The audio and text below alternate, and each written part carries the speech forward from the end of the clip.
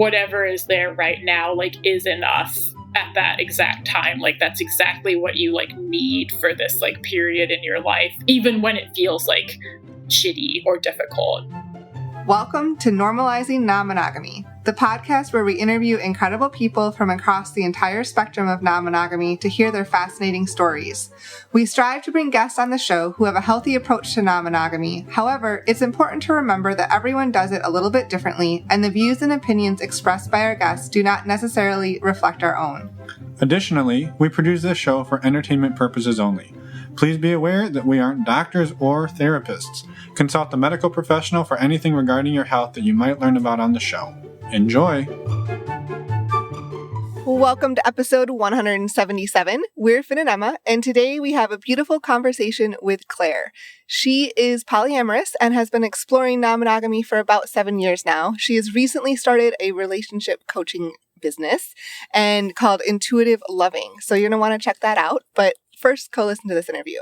Yeah, she'll talk a little bit more about the work she does and sort of her motivation behind it. But before that, we get to hear an awesome conversation with her about sort of her and her partner's adventure into this and how they've grown together and individually. And just, yeah, it's a great conversation. So thank you, Claire. Yes. And we appreciate it. And so we're going to jump into our quick announcements. But first, we have really exciting news. I didn't know what you were talking about, but then I remembered. As you're listening to this, if you're listening to this on Wednesday, April 21st, Finn and I are getting our first vaccine, and we're super pumped. Yes, we're going to be pumped full of vaccine. Tomorrow. Well, because we're recording this on Tuesday. They don't know Crap. that. So Wednesday. Way to blow our cover. Wednesday, we got the vaccine. So likely when you're listening to this, we'll already have the first one. Yep. Anyway, we're really excited. And can you tell by all my like reallys and varies in my voice? And you even forgot what day it was. Okay. We also wanted to say a huge thank you to everyone who joined our meet and greet on Saturday, this last Saturday. We had over 30 people. It was amazing, super fun. Virtual meet and greet. It was. Good caveat. It was a virtual meet and greet. It was all through Zoom. If you don't know what we're talking about, you're going to want to join the next one. It's in May. We have one scheduled for May 20th. It's a Thursday at 6 p.m. Pacific, 9 p.m. Eastern. More information is available on our website, normalizingnonmonogamy.com. Click on the meet and greet tab. It's only $10 and is open to anyone. Yes, and we hope to see you there. And as Emma said, thank you to everybody who came out and made it awesome. We had a great time and met lots of new people. Yes, we did. We also wanted to say a huge thank you to the Patreon community that we've got. There's over 160 of you now, so awesome. Thank you. A couple of things coming up. We just had the men's group call yesterday, and the women's group call is tonight, April 21st. So there's time still to join and be a part of that if you would like. And we'll have more calls in May if you missed the ones. These ones. Yep. And then we have our monthly video Q&A coming up on the 28th of April as well. So we're not going to talk too much more about what Patreon is other than if you're looking for community, you're looking for like-minded people, head over to our website, click on the Patreon tab, read a little bit about it, and take a second thought about maybe joining. And if you don't like it after a month, you can leave. Yes. And before we jump into the show, we just wanted to say a quick reminder to go to our website, normalizingnonmonogamy.com. There you can find click on the podcast tab. You can see show notes along with pictures of most of our guests. And then you can also go to the contact us button, send us a voicemail, send us an email. We'd love to hear from you. Yeah, come on the show. Yes. I mean, hey, the show doesn't happen without people like you reaching out. No, it doesn't. We need people to reach out. So. And also, we respond to every single email. We do. And voicemail. Yes. So, reach out. We'd love to hear from you. And also, while you're on our website, there is a resources tab. If you're looking for things that we've talked about on the show or things that Emma and I use in our lives that we love, there's some links there. Some of them help support the show financially. Some of them don't. But either way, we wanted to let you know that they're there. Go check it out. Check it out. And we will see you in the outro after we talk with Claire. Yeah, let's go. Well, welcome, Claire, to the show. We're super excited that you reached out to us and that you're here today. So thank you so much for being here. Thank you. Yeah, it's great to meet both of you. I was on one of your virtual meet and greets, and I think that's the first time we met. So it was awesome to meet a whole group of other folks on that call as well. Yes. Yeah, that's awesome. Well, thanks for joining us, and hope you had at least some mild amount of fun. We always have fun on them, but Yes, definitely. Well, I mean, we got to know you a little bit then, but not many other people did. Do you mind introducing yourself for the listeners and for us as well? Yes. So my name is Claire Blossom. I am based in Athens, Georgia, and I'm from England originally. So I have that multicultural experience, I guess, of being from a couple different places. And I am in academia. I have a PhD in a social science, and that's maybe there's something about that led me to the polyam path as well. I'm not sure. But yeah, I live here with my nesting partner of 9 years. I almost said 7 years, and the correct answer is 9. And then I also have a partner who lives nearby that I see on a regular basis as well.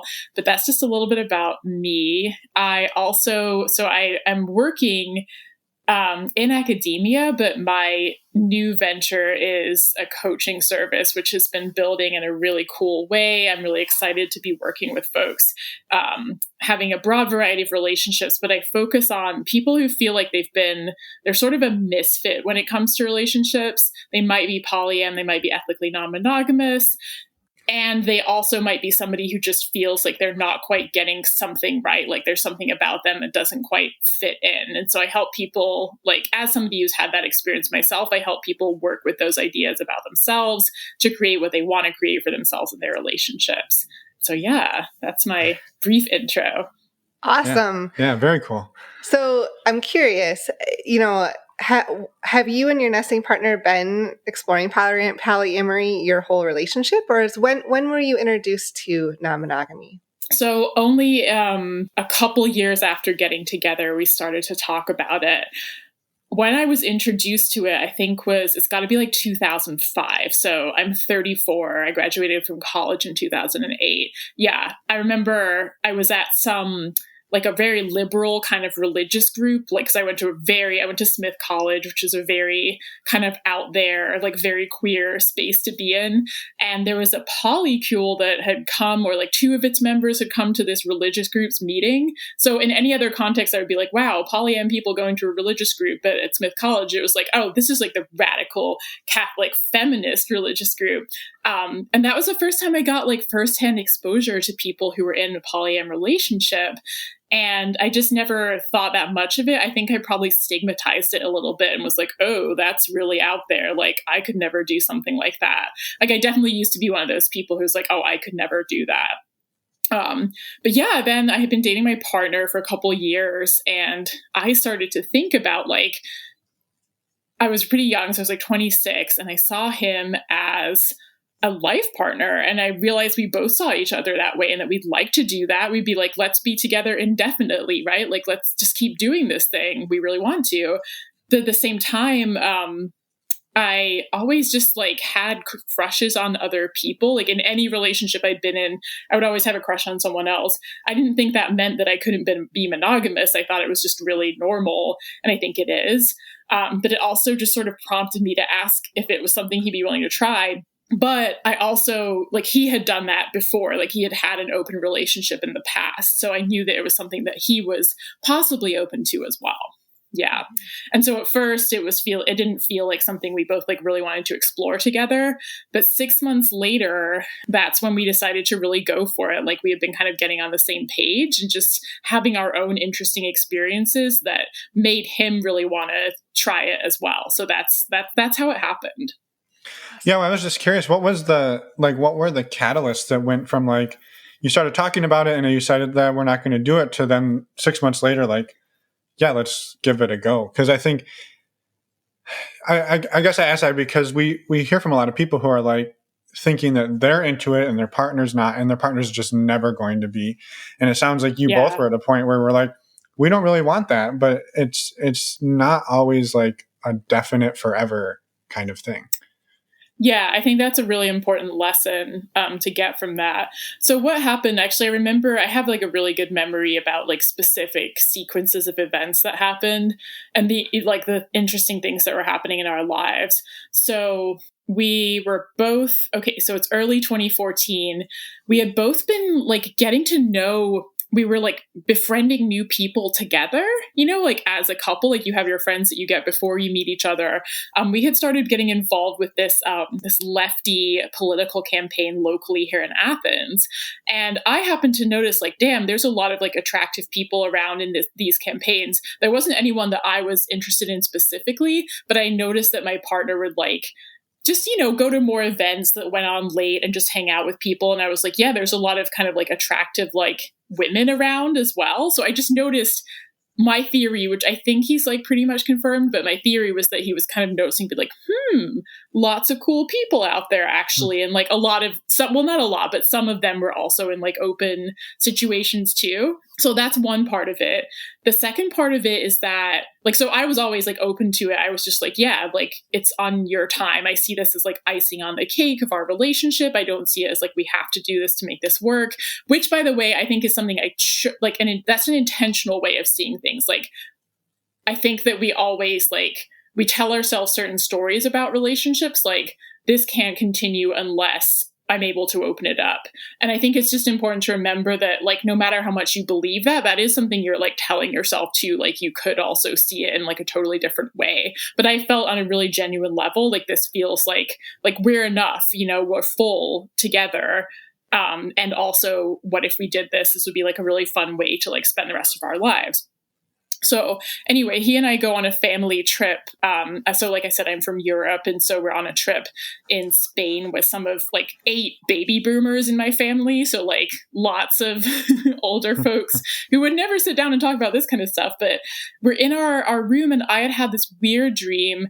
I haven't been someone who I've never like cheated on anyone before, but I had this dream that I had cheated on my partner and that I needed to tell him about it. And so I just told him like, hey, I had this really weird dream. I cheated on you. Like, obviously I never do that. 'Cause like also part of my personality is like, I'm so loyal. Like I do all the right things all the time, you know? And that's how I was kind of like trying to approach things. Anyway, so I had this dream saying I cheated on you in this dream and I felt really bad about it. And he suddenly just said, well, you know what? If you did, though, that wouldn't be the end of the world. And I was like, what? What do you mean? He's like, well, I've been thinking the past 6 months or so that actually like this is something that I would want to do. So then for the rest of that trip, I just remember like spending time talking about like how we do it and what we do, like in a good amount of depth. And the next couple of months, we started to actually like start, you know, practicing it in an open way. When you started to go down that path of actually exploring, how did that look like to begin with? Well, I think we both had crushes on people from our activist work, and we both ended up actually dating those people. So I think there was like a couple people he was interested in, and I was interested in one person. And that person that my partner started dating, they're still together today. And she lives like next door. Like we bought these houses that are right next to each other that she happened to find, which is a really, really awesome thing. And I dated someone that we dated for like less than a year. I've been on more of like I think I was less interested in like a super long-term thing, like right away. But yeah, so we both kind of, I guess it's kind of like a fun thing. Like, oh, you get to actually like date your crush while like have the exciting feelings of like, I'm dating my crush, like while also the stability of a long-term partnership, you know, like I feel like that can be the like where poly dreams come true, you know, but at the same time, lots of difficulty and all of the insecurity and self-discovery that comes with opening up as well. Yeah. I mean, do you mind expanding on that a little bit? Because I think that insecurity is something that can really come to the forefront when you, like you said, like we're enough for each other, but you start to see them acting in different ways, feeling in different ways that maybe they're showing more excitement than they have with you in the last year or two. Right. And you start to see the energy coming out of that. And that can really start to make you question like, well, was I actually enough, or were we actually enough without these other relationships? Yeah, exactly. I think, I really like the garden metaphor, which a polyam friend of mine talks about a lot, who is they're somebody who's dated like a million people at the same time. So I think they really like had to come up with this metaphor. They're like, what does this mean? How do I like take care of all these people? But the idea that you have a garden that can sort of like nurture many plants. And so the way I saw it was that like our relationship, as it was just the two of us, like that's like one beautiful garden that's enough. And if it was just me by myself, that's like also a garden that's enough. It's sort of like they're different from one another, right? And then you can have a garden with multiple relationships, and that's like also I guess what maybe I'm using enough in this sort of way that's different from like there's some objective measurement of that. Like, does that make sense? Like kind of like find the garden that works for you. Is that what you're? Well, or you can have multiple. Like you don't have to just have one. Right. Right. They sort of fulfill different needs. Yes. Yeah, I think I'm just also into like a worldview where it's like whatever is there right now like is enough at that exact time. Like that's exactly what you like need for this like period in your life, even when it feels like shitty or difficult. But dealing with his approach, like being with a new partner, it also came up for me, like, yeah, you're really excited to be with someone new. And like, I'm really excited to be with someone new too. I think that was where I first started to raise the question of like, what is normal? Like, how do I know what my new normal is? Clearly, we're doing something that's like way outside the boundaries of what society considers normal. So how do we start to define that? And a lot of that came out of just communication. So we've always been a pretty like very kind of chill couple around conflict, just like not, especially like before we started dating other people. I feel like we just didn't have big conflicts. We started to have more like fiery discussions, you know, about STIs, about excitement about different people. And that's when I started kind of searching for this answer of like what's normal and healthy in terms of communication. So that was like the first time I like started to try and answer that question for myself. Yeah. Yeah, no, that makes sense. Did you, I guess for people who are trying to answer that question right now, I know it kind of differs for everyone, but do you have any like thoughts or tips of how to determine like what feels healthy for you in communication wise and in that relationship? Yeah, I definitely do. And so to clarify, I should say, I use the word healthy. I think it's also important to problematize that word a little bit, or actually kind of a lot, because it can be a really like an ableist term, right? Like why is healthy, like what do we mean by like sort of prioritizing healthy and thinking that's better? But maybe just like what's the relationship you want? Like what's the relationship that feels good to be in general. But I learned about the Gottman Institute, who are these relationship researchers, and their description of so they did research with like monogamous married couples, but I think there's a lot about their research that can be useful for polyam folks too. So they did, and it's called the Love Lab is their research. They did research finding that among married couples that define themselves as happy, there are these 3 different communication styles, and actually neither of those styles like is sort of better than the other one. Like you can have these wildly different ways of communicating and still have a happy long-term marriage. And so one of those styles is nearly completely conflict avoidant. One style is kind of like a kind of a moderate conflict style where you're willing to talk about difficult things and you'll kind of work through things together in this kind of egalitarian way.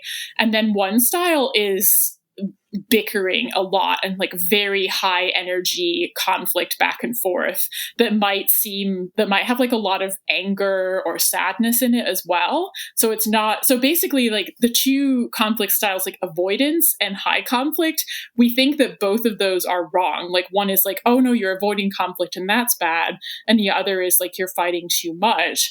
But the Gottmans found that those communication styles can absolutely be part of a happy and healthy long-term relationship or marriage, and that it's all about like the way that people prepare conflict, the way they like keep turning towards one another, and also they have this ratio where they counted like 5 positive compared to every one negative interaction. Have you heard of that before? We've heard of the Gottman Institute. We've heard of the study, but I haven't. Yeah. I guess I haven't heard it said it in the way that you just did, and that's Thank you for sharing that. Yeah, Super interesting. Yeah, for sure. And when you started down this path with your partner, like it sounds like you went to Europe, you came back, and you're like, well, let's give it a whirl. Did the two of you like dive into research and trying to learn about this, or did you kind of just write your own adventure to start with? I'd say a little bit of both. So I know there's some folks I know who are very into like the research and like writing documents that kind of summarize everything they're going to do together. We had been a little bit of both. Again, my kind of background is as a researcher, so I find that useful. And also just designing our own relationship and our own normal. For example, we did both just seem to feel really early on that we didn't want to have like a primary secondary setup, and that we wanted to practice what we would call like non-hierarchical, egalitarian, polyamorous relationships. Like we didn't know that much about it. It just seemed like something that we both valued a lot. Yeah. And so that was like our new, that was the work that we were doing. That was just like writing our own adventure, was like, what does that actually look like in practice? Yeah. And in doing so, I know you said you were a pretty low conflict couple. When you first started doing this, like, I guess, like, how did it go?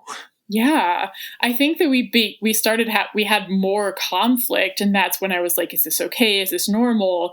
And then I read about the Gottmans and was like, oh, destigmatizing conflict.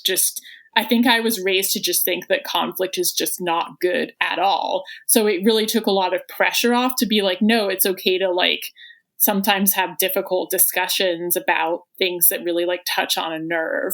So I would say, yeah, I think we've been through, I think at first it was, we would just have these like times of much higher conflict than we had previously. But at the same time, we were both kind of working to normalize it for ourselves, which comes along. If you're trying to normalize something, then there's like also worrying about whether it's okay or not, and this kind of back and forth of like, is this okay? Like, what about that conflict felt a little bit out of bounds to you? What about it felt okay? I don't want to suggest we're the type of couple who like analyze that step by step, because we're just not like at all. Like we're here in the deep South, and like there's just a lot of like chillness involved in the way that people communicate, or sort of passiveness, if that makes sense. Like you're just kind of like, yeah, I'm not necessarily going to give you like a 5-point essay, but like we'll get to where we need to get to. And I think that was also our approach too, is just a little hands off the wheels a little bit, or like taking your foot off the accelerator a little bit and just letting things go. Mm-hmm. Yeah. And I guess we've talked a little bit about the beginning, and we know your partner has a long-term partner. Where can you describe like what your relationships look like right now? Yeah. So I live with my partner of 9 years. Until this past August, I lived with my partner and his other long-term partner. Actually, she had a tiny house that was like right next to our house. But in practice, like my theory is like a lot of people in tiny houses don't actually just like live in them all the time, because for her it was just like, well, it's tempting to come into the big house all the time. So we all recently lived in this house together for about 5 years. And so now she lives next door, wanting to have more of her own space. And then she also dates at least one other person. And then I have a partner who I've been dating for almost 2 years, who lives like a mile away. Okay. Awesome. Yeah. I mean, living with the three of you living together must have I would imagine, had some growing pains along the way. Maybe I'm wrong, but yeah, definitely some of the time. It's interesting to think back on it, because there are things about having my own space here that I appreciate so much. And I'm like, that's awesome. But then I think back to how it was before, and I'm like, well, but I was happy there too. And so I think that's another question for me of like creating, it's important to me to be able to create environments where I can be happy and know that like it's less about the specific environment or circumstances, about kind of like what's going on with me and like the way I'm thinking about situations.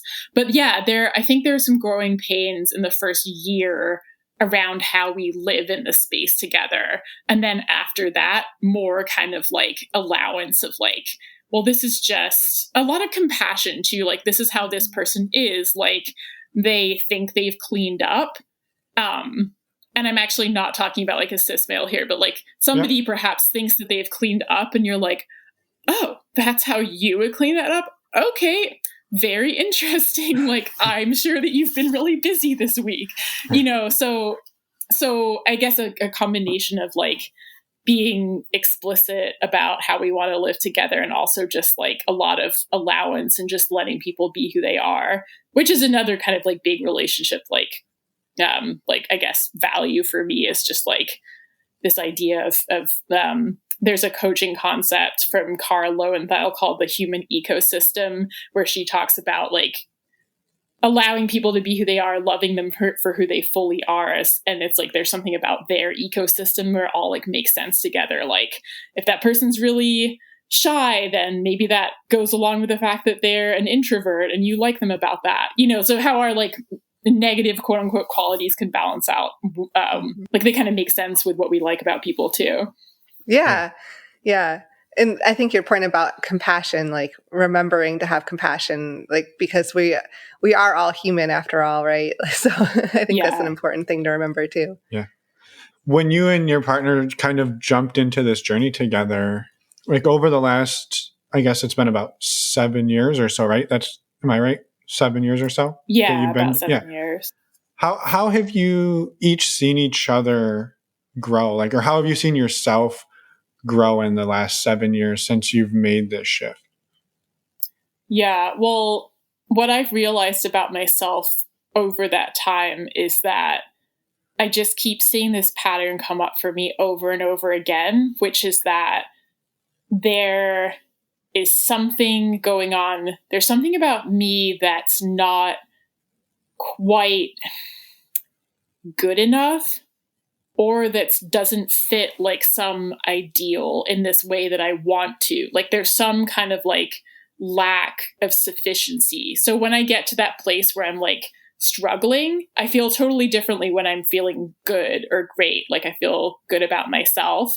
But my insecurities and weak spots are around like, yeah, there's something about me that's not normal, or that's not like quite like it somehow. And having polyamorous relationships has really helped me to like bring that to the surface, and also to normalize it for myself as something that's really common, because I work with so many clients where like that's a core thing for them. I just think it's a core thing for so many people. And to bring that theme out and have it be like, what if this is actually like something that we can really work with? What if it's not something? What if the fact that I think there's something wrong with me is not a sign that something's wrong? Does that make sense? So you're kind of like deeply accepting that place in our brains that comes up and is like, no, there's still like something more to grasp for, which I think is very human. And just, yeah, like through difficulties in polyamorous relationships, like with jealousy, like territory, time and space, that has come up many times over. And now like it just feels more normal, actually. Like I didn't even mean to use that like as a keyword, but it just feels like it goes away. It fades more quickly. The fact that it pops up is less of a big deal. And so because of that, I actually end up feeling a lot closer to that thing that I think is enough. Does that make sense? Mm-hmm. Yeah. And so were you specifically saying that like you feel that doing or being non-monogamous is the thing that was like making you feel like an outsider, and that having these other relationships and talking to other people in the space has really helped you feel less of that? Or was there just an overall feeling that like, there's got to be something more, I'm not quite being who I want to be? Yeah, I think it's the latter, that there's Okay. always been this pervasive, like, there's something I'm just not quite like getting that other people do get. And just the courage, I guess, that comes along with like being out as polyam in a relatively small community or a small city, and then actually practicing it. It's like this like practice in dealing with that as it keeps coming up. And I think you could definitely like get more secure around that insecurity through being monogamous, and you learn that in other ways, right? But I think like my particular path, it's just been like a really important way that I've learned how to like find that sufficiency in myself. Mm-hmm.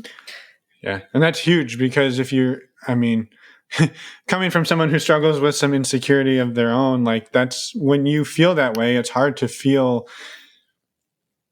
like, well, why would somebody else think I'm sufficient if I don't? Right. And so that can really be that can really then pop up all the time. You're always doubting what they think or their feelings. Exactly. Yeah. And it leads into a question too. You mentioned like being out. Are you pretty out and open about your relationship style in your community and with your family and friends? Yeah, in my community, we're pretty out. It's a small city where we've both been like reasonably like actively involved in our community in the past and present. But especially, I feel like I was a lot more active in the past. And people, when my partner started seeing somebody new back in 2014, people would see them together a lot. Like they would go to a farmer's market or a show or something like that. And interestingly, yeah, I guess this was one of my first kind of like real struggles of like, what does this mean about me? Like, how do I take this like information that I'm hearing? How do I process this without just feeling like I'm, this like failure? I started to hear from like mostly like men, I guess, that I knew, that they had seen Chad out with somebody else. My partner's name is Chad. And that they thought he was cheating on me. Like I heard from like 2 or 3 people about that, where they were like I would hear through like the grapevine that somebody had seen them out, and like, whoever heard about it had like reassured them like, no, they're just like non-monogamous now, like they're poly now. But I find that really challenging at first. First, I felt like there's something a little misogynistic, I guess, about just like the assumption that there was like infidelity involved, that like I wouldn't have had any agency in that situation. And also just suddenly realizing it felt like being on stage, like, oh, everybody can like see my relationships now. And what if they think that she's like cuter than me or more appealing than me in some way? And then like everyone will just know that and be aware of that. And that's where I had to start being like, wait, like, what do I think though? Like, how do I see this situation? How do I want to see this situation? Like this shift from like being very focused on how other people saw me, again, which I think is like a very human thing that lots of us are doing different ways, to like, how do I want to see myself? And I had a bunch of other experiences in life around that same time, like related to non-monogamy and not, that taught me that same lesson like over and over again. But I did find it very challenging to my like ego and self-esteem at the time to be like, oh, people are noticing your partner out with someone else. And I was like, well, I'm out with my partner, but also he lived like an hour away. So it was, it wasn't happening for me on that same level. With my family, also I'm out. I'm always like awkwardly inserting things about my different relationships into conversations. And I found it difficult at different times, but I'd say my family's accepting, but they're not in the sort of like, they're not like asking tons of questions. They're English. They're a little bit traditional. I think they're just not like, it's something they're like, oh, interesting. Well, I would never question what someone else does with their relationships. Like that's their kind of like cultural, like sensibility, I guess. Yeah. Yeah, that makes a lot of sense. Thank you for sharing. Yeah. I'm also curious, one thing we talk a lot about on our show is both physical health and sexual safety. And I'm wanting to know like how you approach that in an open relationship and non-monogamy, keeping yourself personally safe, physically and sexually safe. Yeah. So with COVID, there's like a smaller number. I guess we have like a pod of people who are linked via relationships, romantic relationships. And it actually really bothers me that it seems like the people who I'm like connected to by pod, it's more romantic relationships than friendship. Like, I feel like I don't want to be living this thing where like romantic partnerships are more important than friendships. And I don't see it that way. It just seems like that's happened because people like may or may not have sex with each other anyway. And then sexual safety. When I started out, my partner and I and like our new partners had this like sexual health and safety Google Doc that we borrowed from some polycule in Portland or like Seattle or one of those like West Coast places. I can't remember. Are you all on the West Coast too? You are, yeah. right? Yeah. So what are you in California? We're in California. Yeah. Yeah. That's awesome. Yeah. I don't know which one. It's probably, Seattle or Portland. I don't know, but it was a Google Doc, right? Yeah. We won't tell on you if you got it wrong. It's okay. Can't remember where. I just remember being like, oh, people on the West Coast, like I just have this impression of like Portland and San Francisco as being these places where there are way more people practicing polyamory, even though I'm part of this little like community here too. So I was like, well, on the West Coast, like they've really figured this stuff out. So we better use this Google Doc. It seems really thorough. Like these people went to a Ivy League university to learn how to do this. So we use that. But now we have more of an approach around like trust of the individual who's involved. So rather than having guidelines around like specific activities, like if you have only been with someone for 6 months, you will do these activities and you will not do these activities, around safe sex, like being fluid bonded or something like that. Now our approach is more around like trust of the individual involved. Like I trust my partner to make what we both reasonably agree are safer sex decisions with new people. And he and I, like my nesting partner specifically, we're not talking about that together. Like we're not talking about like specifically what he's doing in terms of safer sex with a partner that he has, if that makes sense. Right. But perhaps like if something were to change or if something were to happen within his network, right, that would then be a conversation that comes back like, oh, hey, so-and-so had this happen with so-and-so, and now we need to do this, this, and this to, whatever this situation may be.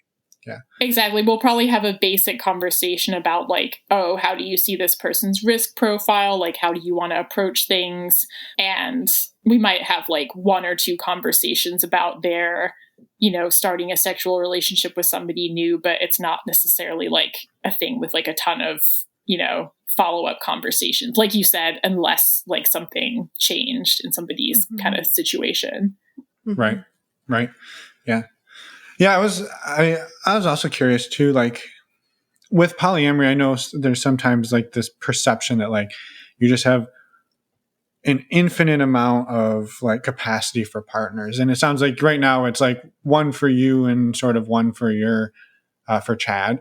But like, have you hit the polysaturation limit? Like, have you found yours throughout the last 7 years? Like, have you gone to like 3, 4, 5 and been like, nope, I'm a 2, my number's 2 kind of thing?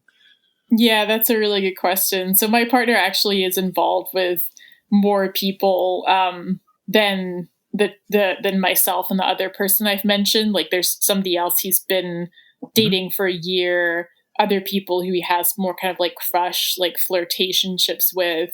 And I have to ask him about his own polysaturation.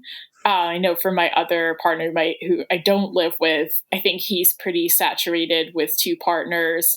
And I feel saturated too, because I identify as kind of like a secret solo poly person. Like I really love living with a partner.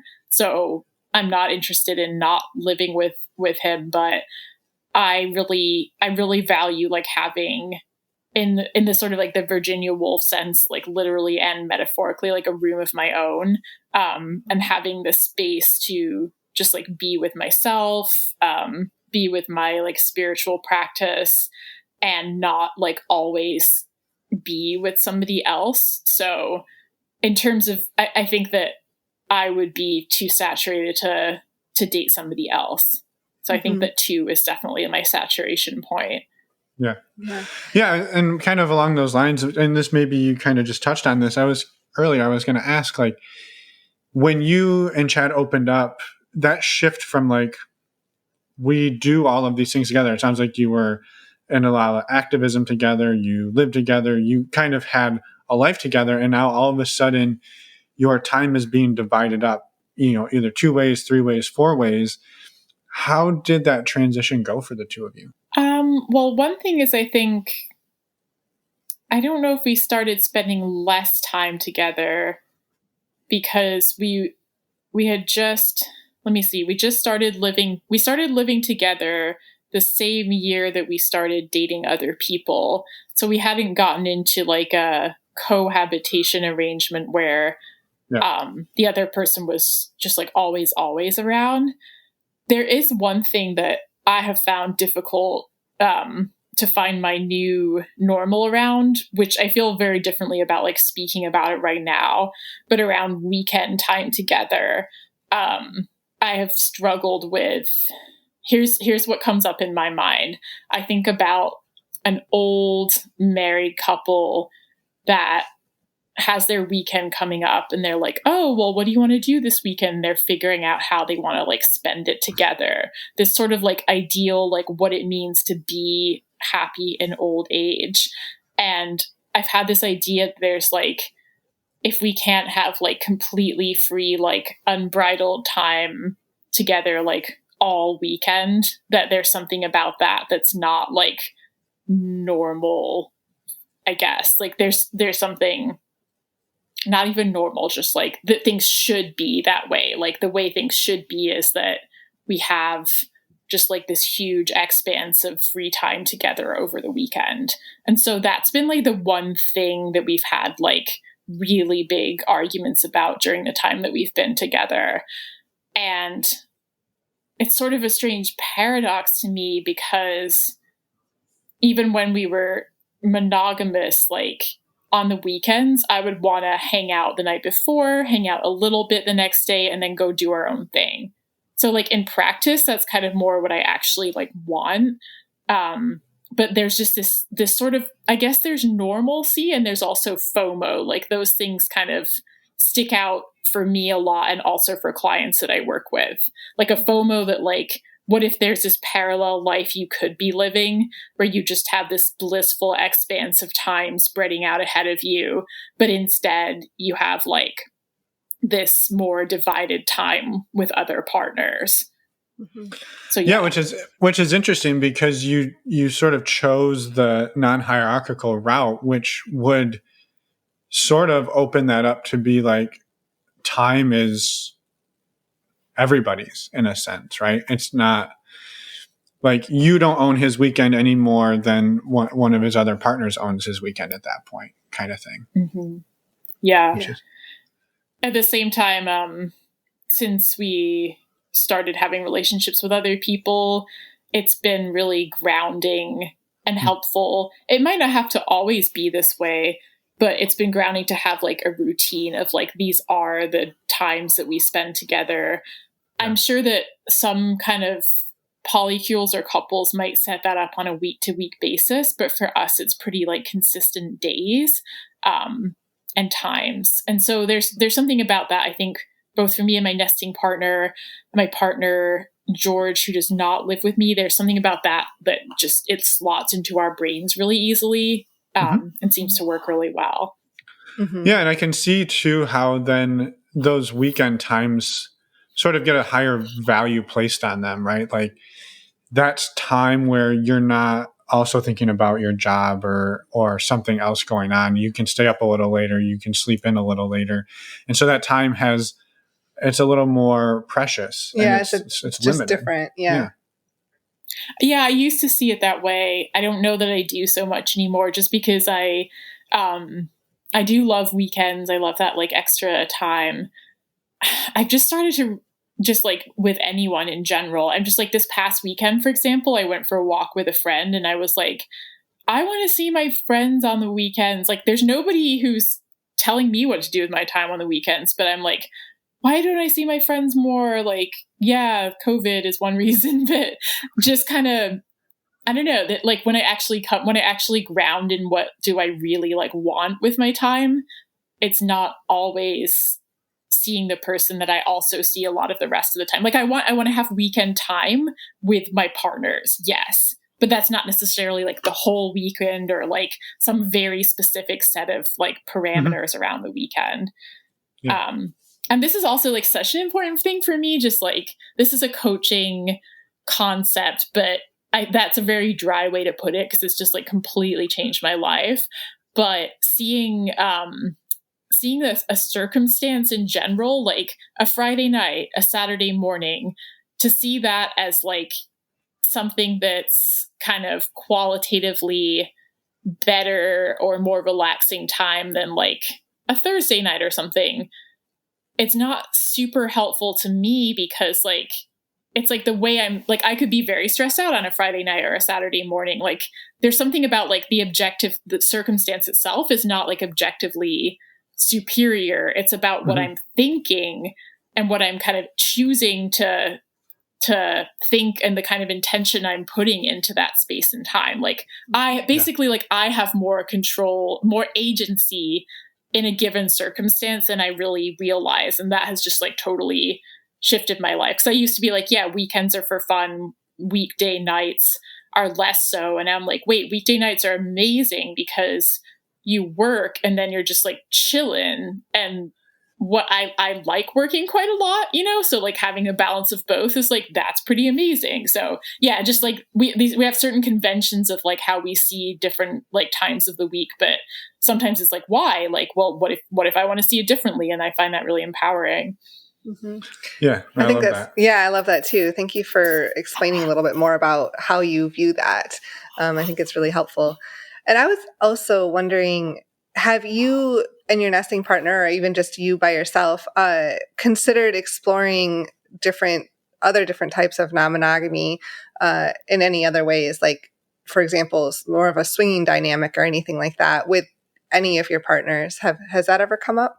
No, that hasn't come up around swinging. I think it's a really interesting subculture and one that I don't know too much about. It's just, yeah, no, I that hasn't really come up. Yeah, I was just curious because it's always fascinating to see like how and why, or learn how and why people choose the path of non-monogamy that they do. Yeah, and we talk to a lot of people who seem to blend the two. Yeah. You know, we've talked to people in polyamorous relationships who swing with some of their partners, and we talk to people who swing with some and they have deep relationships with others. So there's a lot of fluidity and blurring of lines. So it's just an interesting to see how different people approach it. Yeah. I like that. Yeah. We also like to end the interviews, or get towards the end. We like to ask a fun question about bloopers that may have happened in your relationships, because we like to show that relationships and sex are not always as perfect as they might seem. So if you have anything that comes to mind that would just be kind of a lighthearted, it doesn't have to be exactly sex related. It can be relationship related too. Yeah. Let me think about that for a second. Oh man. I have to think about how like both my partners have beards, and so someone will be like, oh, which one's which, but they don't really look like each other, so it's not really like an actual clone situation. I guess, yeah, here's one that I feel like this kind of speaks to like toxic monogamy culture too, but the first year that my nesting partner was dating his partner, who used to be his nesting, is now lives next door. She is from an area of South Carolina that's pretty close to where my parents live. And so we decided that she would come like stay at my parents' house for like a night. It was just like a logistics of traveling situation. We're like, yeah, can our friend come stay? Like we were not out yet. It's just like, oh, this mysterious friend wants to come. And so I guess my dad I kept noticing him kind of like looking at us and just like he was figuring out some mystery. Like he kept like he was like, aha, like I see what's going on here. And he was like, I guess he thought he had figured out that my partner's other partner was like trying to steal my man, basically. And so this was not offensive to me at all. Like it came up later on and we just like talked and laughed about it. But it was like, oh, like I could just see him because like my dad's like this very smart man. I could just see him kind of being like, aha, I think I figured it out. Like he's trying to get Claire's partner. I was like, okay, sure. Like that's not so much. But when you're seeing through things through your monogamy lens, like there's only one option, right? Like there's no possibility anything else could be going on.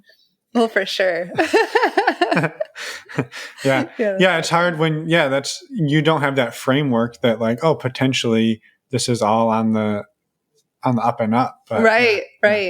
Yeah. Make assumptions. Yeah. We'd also like to give you the opportunity to, I know you do have a coaching business. And so if you'd love to, we'd love it for you to talk a bit more about it here. Yeah, 100%. So my business is called Intuitive Loving, and I am a coach. And what I do in that work is I work with folks who are interested in getting past that point of thinking that there's something about themselves that like should be different, something about their relationships that should be different than exactly how it is. So getting from a place of insecurity to like deep security, deep sufficiency around who you are, who you want to be in your relationships. And of course, being a polyam person, I focus a lot on ethically non-monogamous polyam folks. Like I said, I also work with people who consider themselves in some kind of unconventional relationship. And so doing one-on-one coaching in the past couple years of my life has just completely changed my kind of self-concept. I had done therapy before that. I'd done meditation and, spiritual practice. Those have all been massively helpful to me. And then coaching, it was like it was kind of like, okay, you're training the rocket. You're getting the rocket ready for takeoff and you're putting it together, you're putting it in good shape. And that's like these other practices. And then coaching is just something about the rocket just taking off. So I'm super just like dedicated to the field, and the practice of coaching is something that helps us like get to those like impossible goals that we didn't think were possible, like for some people, for a lot of people, that can just be like feeling like I'm not just sort of okay in my relationships, but actually like I'm awesome. My relationships are awesome. Any issues we have, we're going to work through them. And getting, you think that somebody else is secure in relationships and it's never going to be me, but that actually can be you. And that's like the key message that I bring to people. Awesome. Yeah, I love it.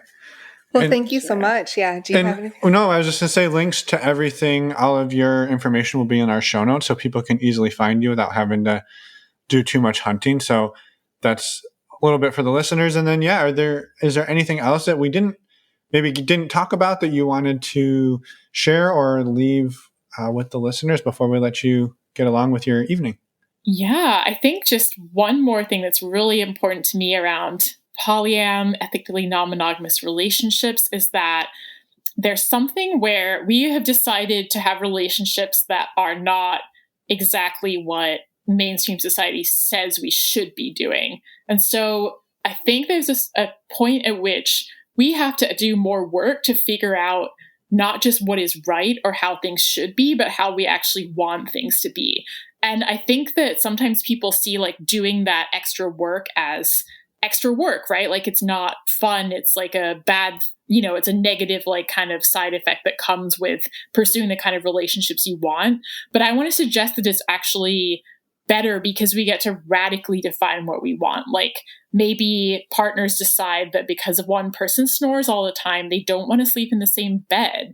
And instead of making that something about like, oh, that's a sign that there's something wrong with our marriage, our relationship, things shouldn't be this way, you could decide like, actually, this is awesome for our relationship and our marriage. And this is exactly what we want. And actually studies show that like couples who sleep separately and feel fine about it, like end up having like much better relationships. Like that doesn't mean like you can sleep together and have good, really much better relationships too. But if you have some serious, like, a snoring issue and you want to separate beds, like that can actually be this like massive booster to the quality of your relationship. But the key message is that like anything that you feel shame around or like a should around how you think a relationship has to be, but there's some force pulling you to do something different, just examine like, why do I think things have to be this way? Why is this should here for me? Is it because of some completely made up concept about like what a relationship is supposed to be, what intimacy means, and find like the creative ways to redefine intimacy for yourself. And that's like the superpower I think that comes with being ethically non-monogamous, is that we get to do that just like over and over again. And as we're like in many ways pushed to do that work, it can also be this like deeply liberating path for ourselves. Mm-hmm. Yeah. Yeah. That's I love awesome. it. Thank you. And I like that message of basically, just not doing things just because everybody around you says that's the way to do it, like actually questioning it and figuring out what's best for you, regardless of what anybody else says or does or thinks. I mean, and that's tough to do. That takes that's a lifetime practice. Mm-hmm. And it can be easy actually to find new norms within ethically non-monogamous communities, like, oh, well, obviously, like, this is how a certain partnership should look. Like, everybody, there's still like these shoulds like below the surface. My kind of way of seeing things, and this also comes from the Gottmans, is, do you have respect, trust, and affection in your relationship?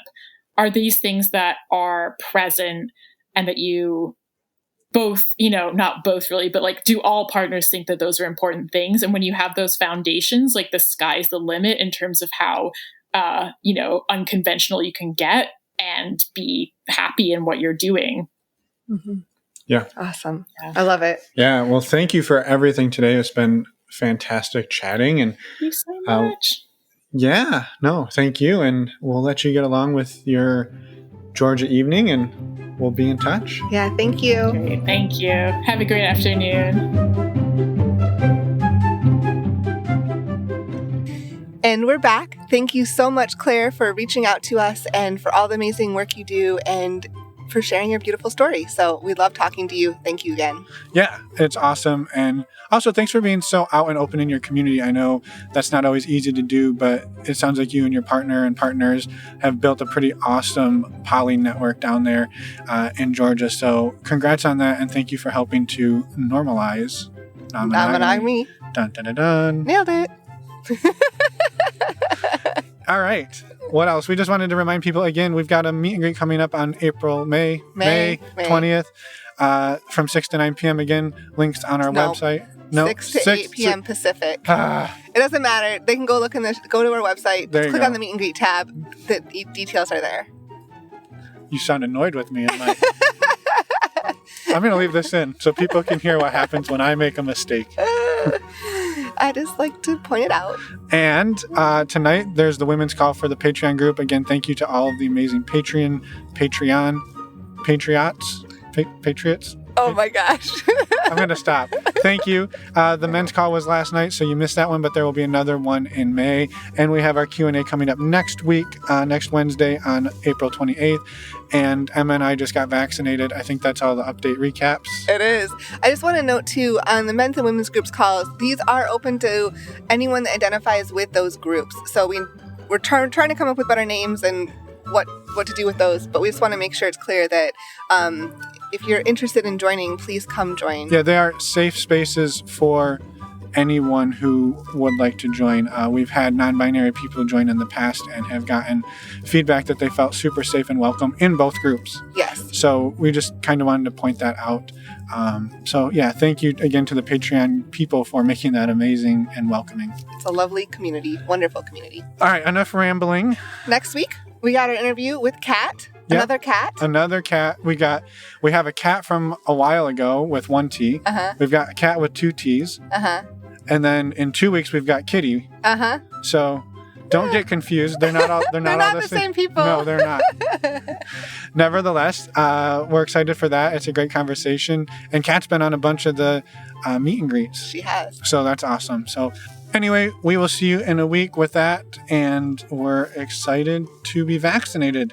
Woohoo! at least halfway vaccinated. Halfway vaccinated. We're in this Well, beginning. you know what? We'll probably give you an update when we get the other half. Of course, well, we're going to be excited. So, All right. of course, it'll probably be in about a month. Since that's what the standard is. Thank you for explaining that. Okay. Bye, everyone. Thanks for listening.